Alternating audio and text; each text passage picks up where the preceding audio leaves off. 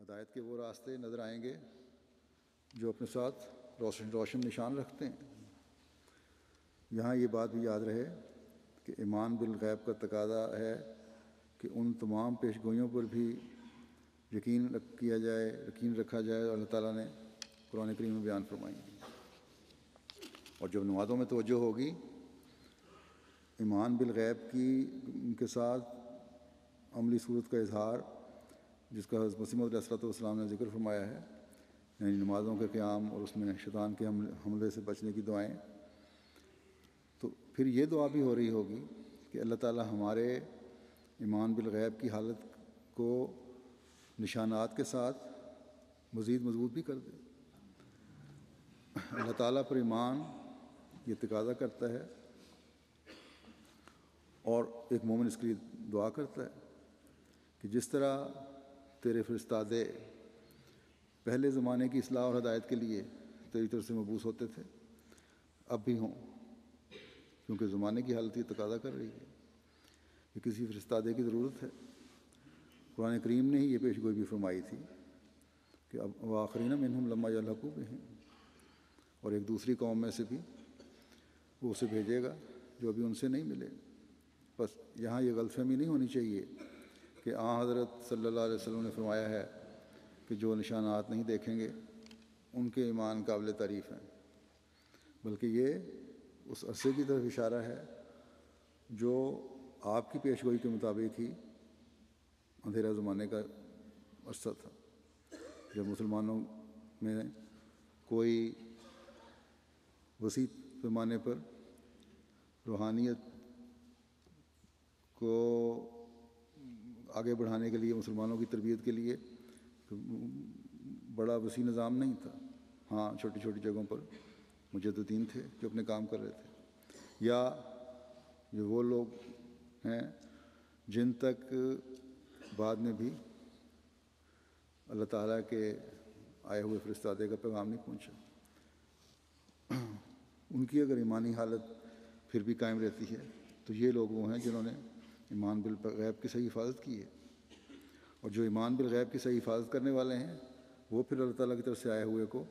اس کی نشانیاں دیکھ کر پہچانتے بھی ہیں اور قبول بھی کرتے ہیں۔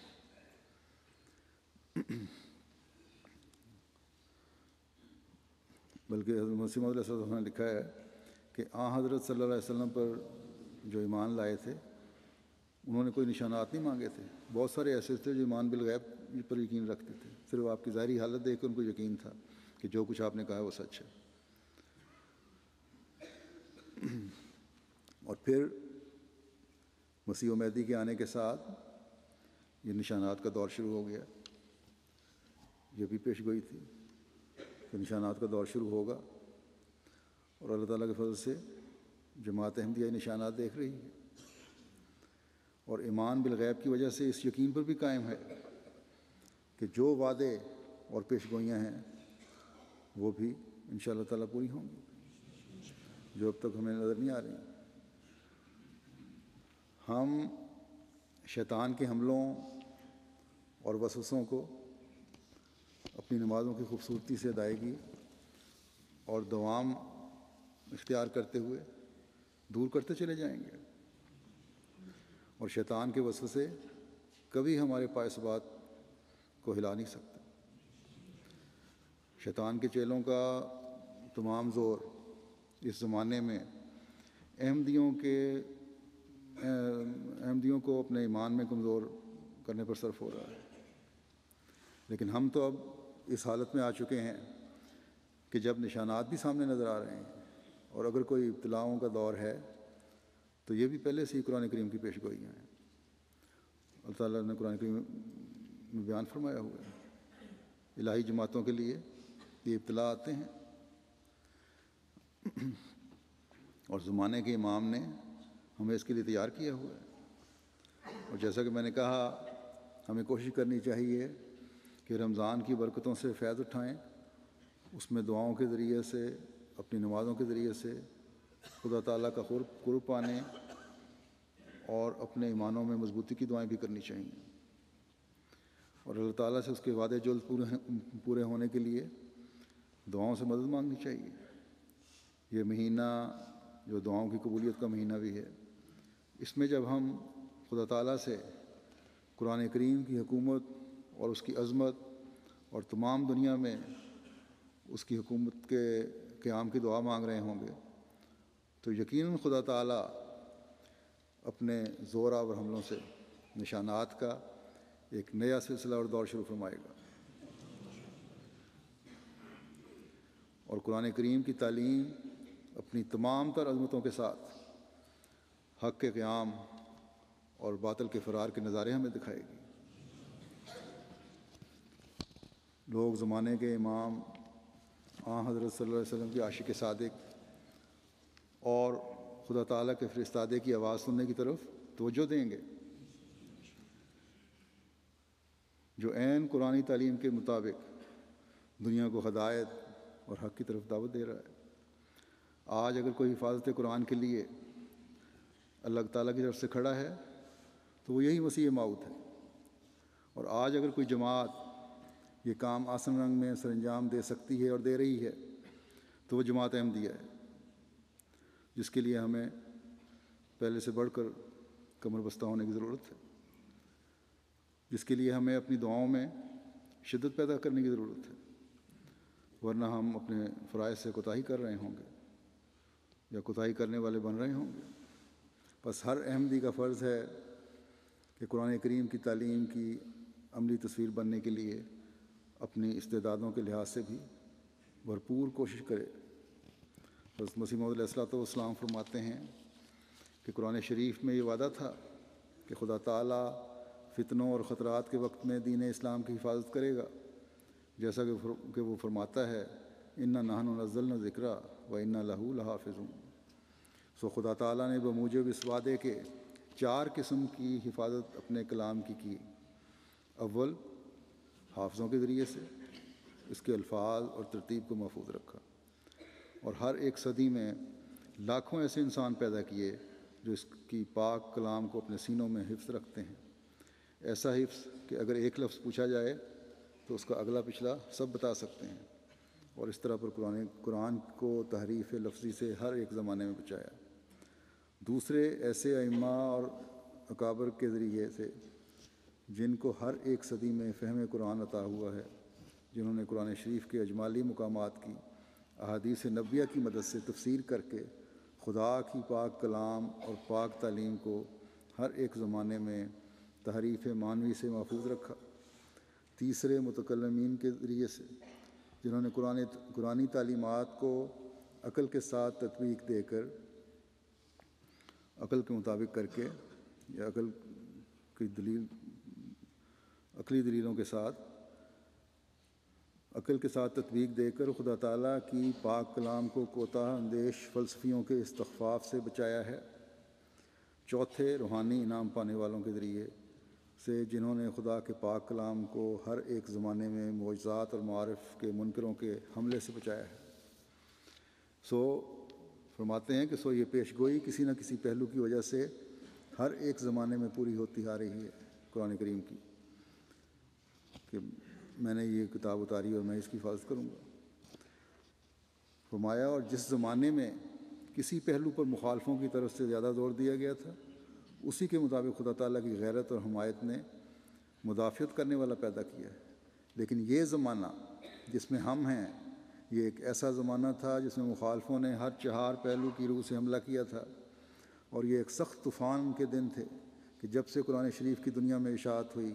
ایسے خطرناک دن اسلام نے کبھی نہیں دیکھے۔ بدبخت اندھوں نے قرآن شریف کی لفظی صحت پر بھی حملہ کیا اور غلط ترجمے اور تفسیریں شائع کیں۔ بطیرے عیسائیوں اور بعض نیچریوں اور کم فہم مسلمانوں نے تفسیروں اور ترجموں کے بہانے سے تحریف معنوی کا ارادہ کیا، اور بہتوں نے اس بات پر زور دیا کہ قرآن اکثر جگہوں میں علوم عقلیہ اور مسائل مسلمہ مثبتہ طبی اور حیات کے مخالف ہے۔ بعض ایسے ثابت شدہ مسائل جو ہیں طبی اور حیات دانوں کے اور طبیعیات کے، اس کے مخالف ہیں۔ فرمایا، اور نیز یہ کہ بہت سے دعوی اس کے عقلی تحقیقاتوں کے برعکس ہیں، اور نیز یہ کہ اس کی تعلیم جبر اور ظلم اور بے اعتدالی اور ناانصافی کے طریقوں کو سکھاتی ہے، اور نیز یہ کہ بہت سی باتیں اس کی صفات الہیہ کی مخالف اور قانون قدرت اور صحیفہ فطرت کے منافی ہیں، اور بہتوں نے پادریوں اور آریوں میں سے ہمارے نبی صلی اللہ علیہ وسلم کے معجزات اور قرآن کریم کے نشانوں اور پیشگوئیوں سے نہایت درجہ کے اصرار سے انکار کیا، اور خدا تعالیٰ کے پاک کلام اور دین اسلام اور ہمارے نبی صلی اللہ علیہ وسلم کی ایک ایسی صورت کھینچ کر دکھلائی اور اس قدر افتراء سے کام لیا جس سے ہر ایک حق کا طالب خواہ نفرت کرے۔ لہٰذا اب یہ زمانہ ایسا زمانہ تھا کہ جو طبعاً یہ چاہتا تھا کہ جیسا کہ مخالفوں کے فتنہ کا سیلاب بڑے زور سے چاروں پہلوؤں پر حملہ کرنے کے لیے اٹھا ہے، ایسا ہی مدافعت بھی چاروں پہلوؤں کے لحاظ سے ہو، اور اس عرصے میں 14ویں صدی کا آغاز بھی ہو گیا۔ اس لیے خدا نے 14ویں صدی کے سر پر اپنے وعدے کے موافق جو انا نحن نزلنا الذکر و انا لہ لحافظون ہے، اس فتنے کی اصلاح کے لیے ایک مجدد بھیجا، مگر چونکہ ہر ایک مجدد کا خدا تعالیٰ کے نزدیک ایک خاص نام ہے، اور جیسا کہ ایک شخص جب ایک کتاب تالیف کرتا ہے اس کے مضامین کے مناسب حال اس کتاب کا نام رکھ دیتا ہے، ایسا ہی خدا تعالیٰ نے اس مجدد کا نام خدمات مفوضہ کے مناسب حال مسیح رکھا، کیونکہ یہ بات مقرر ہو چکی تھی کہ آخر الزمان کے صلیبی فتنوں کی مسیح اصلاح کرے گا۔ بس جس شخص کو یہ اصلاح سپرد ہوئی ضرور تھا کہ اس کا نام مسیح موعود رکھا جائے۔ بس سوچو کہ یکسر الصلیب کی خدمت کس کو سپرد ہے، اور کیا اب یہ وہی زمانہ ہے یا کوئی اور ہے؟ سوچو، خدا تمہیں تھام لے۔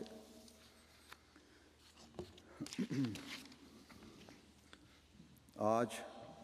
جیسا کہ میں نے پہلے بیان کیا تھا، چرچ نے جو اعتراض کیے ہیں یہ پرانے اعتراض ہیں جنہیں حضرت مسیح موعود علیہ السلام نے 100 سال پہلے ہی بیان کر دیا تھا اپنے اس اقتباس میں، وہ تقریباً اس سے ملتے جلتے اعتراض ہیں جو سب چرچ نے کیے ہیں۔ اور جیسا کہ میں نے کہا کہ حضرت مسیح موعود علیہ السلام کے مقابل پر کوئی نہیں ٹھہر سکا۔ افسوس کہ حضرت مسیح موعود علیہ السلام کے اس عظیم کام کو دیکھتے ہوئے، جس کی بعض مسلمان لیڈروں نے تعریفیں بھی کی ہیں، اس کو دیکھتے ہوئے مسلمان آپ کے گرد جمع ہوتے، جبکہ حضرت صلی اللہ علیہ وسلم نے بھی یہ حکم فرمایا تھا کہ مسیح موعود کے آنے پر میرا سلام اسے پہنچانا۔ اکثریت آپ کی مخالفت میں لگ گئی۔ یہ سب بھی ایمان بالغیب کی نفی ہے، اور یہ مخالفت شدت پسندوں اور ناانصاف حکومتوں کی وجہ سے اپنی شدت کے رنگ اختیار کرتی چلی جا رہی ہے۔ اللہ تعالیٰ مسلمانوں کو بھی عقل دے، اور وہ اس عاشق رسول اور عاشق قرآن اور اللہ تعالیٰ کی طرف سے قرآن کریم کی حفاظت پر مامور کے پیغام کو سن کر اس کے مددگار بنے۔ اللہ تعالیٰ ہمیں بھی توفیق دے کہ ہم بھی اپنی تمام استعدادوں کے ساتھ اس جری اللہ کے سلطان نصیر بنیں اور قرآن کریم کے پیغام کو دنیا میں پھیلانے کا باعث بنیں۔ میں نے دشمنوں کا ذکر کیا ہے، تو آج پھر ان ظالموں کے ظلموں کی 2 افسوسناک خبریں ہیں۔ اس ہفتہ میں صوبہ سندھ میں 2 شہادتیں ہوئی ہیں، ایک کراچی میں اور دوسری سانگڑ میں۔ یہ لوگ نہیں دیکھ رہے کہ ظلموں کے نتیجے میں خدا تعالیٰ کی تقدیر کیا دکھا رہی ہے۔ خود تسلیم کر رہے ہیں اور اخباروں میں لکھ رہے ہیں، کالم آ رہے ہیں کہ ہماری غلطیوں کی وجہ سے خدا تعالیٰ کا عذاب ہم پر آ رہا ہے، لیکن غلطیوں کی نشاندہی غلط طریقے پر کر رہے ہیں۔ آنکھوں پر پردے اس قدر پڑ گئے ہیں ان کے کہ ایک جگہ مجھے بتایا کسی نے، کچھ بدفطرت علماء ملا ایک یہ واز کر رہے تھے کہ ہم نے قادیانیوں کو صفحہ ہستی سے مٹانے کے لیے پوری طرح کوشش نہیں کی، اس لیے عذاب ہم پر آیا ہے۔ انا للہ و انا